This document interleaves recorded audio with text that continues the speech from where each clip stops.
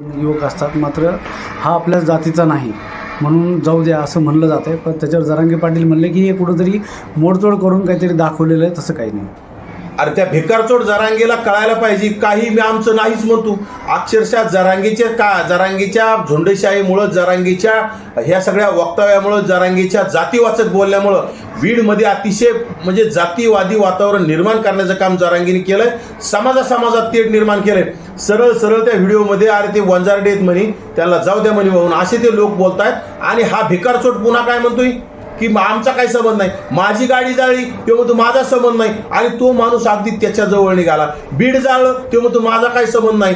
त्याच्या लोकांनी जमिनी हडप केल्या तेव्हा म्हणतो माझा संबंध नाही. त्याच्या जवळचा माणूस, त्याच्या लोकांनी वाळू मध्ये पकडल्या गेले तेव्हा म्हणतो माझा संबंध नाही. सगळे त्याचे लोक, त्याला फक्त नायवून पडायची, परंतु ती वेळ जवळ आलेली. आता लवकरच जरांगेचे सुद्धा मुसक्या राज्य सरकार आवळणार आहे आणि त्यासाठी आम्ही पुढाकार घेऊ. जरांगेचे सर्व पुरावे राज्य सरकारकडे देऊ आणि जरांगेला बिनबाड्याच्या खोलीमध्ये टाकण्याचं काम करू.